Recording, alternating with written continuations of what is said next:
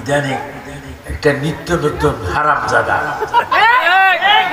নাম তো হামজা, নাম কি হামজা, এখানে হামজার পরে রয়কার তো কি হারাম ম যা কীর্তি বলেন নবী সাংবাদিক,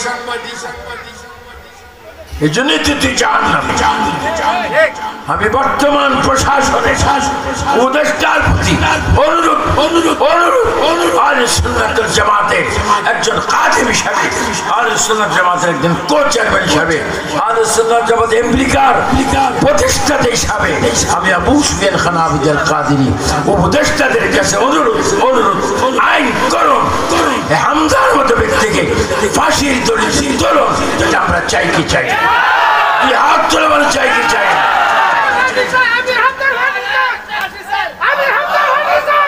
বলেন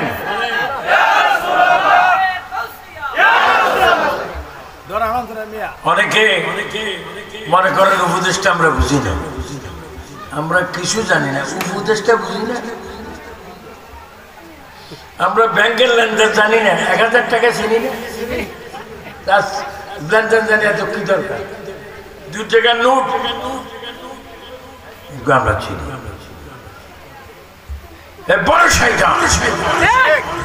আমি লালদিঘির ময়দানে এক মৌলানাকে বলেছিলাম, যারা বলেছিলেন নবীর মিলাদুন নবীর তাবারুক, আমি লালদিঘির ময়দানে লক্ষ লক্ষ লোকের সামনে বলেছিলাম তুমি অমুসলিম, মুসলমান হও। আমরা কিছু দিতে জানি না, কিন্তু আমরা রক্ত দেব, জীবন দেব আমার নবীর ইজ্জতের জন্য, যার জীবনের মারহাবা।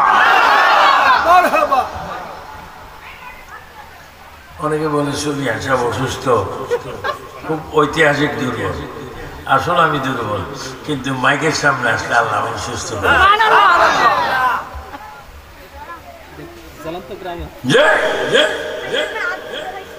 সাংবাদিক বেয়াদবের তো একটা ক্লাস আছে, এই বেয়াদবের কোনো ক্লাস নেই যে এগুলারে আমার বাবা বাকি বিল্লাহ সুন্দর ওয়াজ করেছেন। মা খাদিজা বাকি বিল্লাহ নুরি, মা খাদিজা কে? মা খাদিজা হচ্ছে সমস্ত মুমিনদের মা। আমি 3 বার মা খাদিজার কবর জিয়ারত করি। মা খাদিজা কে? যিনি ফাতেমাতুজ জাহরার মা, যিনি ইমাম হাসান হুসাইনের নানি, যিনি হযরতে মাওলা আলীর শাশুড়ি, আল্লাহু আকবার, যিনি নূরে মুজাসসাম ফখরে আদম ওয়া বনি আদম ওয়াল আউয়াল ওয়াল আখির ওয়াল যাহির ওয়াল বাতিন, আমার নবী পরিবার। আর এই হামজা বলে, মা খাদিজা বলে এক ওয়াক্ত নামাজ পড়ে।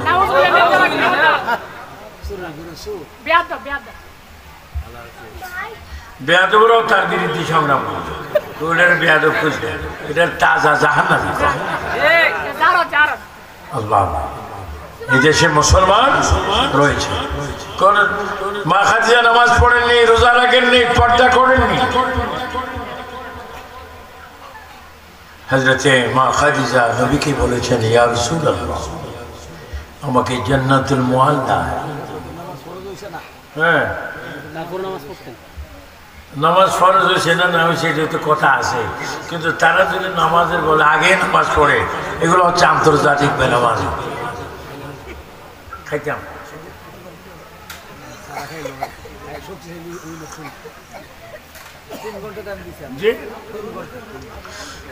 আল্লাহ ওনার হায়াতের মধ্যে বরকত দেখ।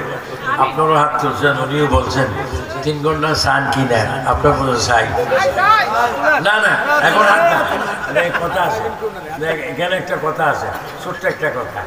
প্রস্তাবকারী সভাপতি, সমর্থনকারী শ্রোতারা, আল্লাহর কসম আমি তো কিছু বলিনি।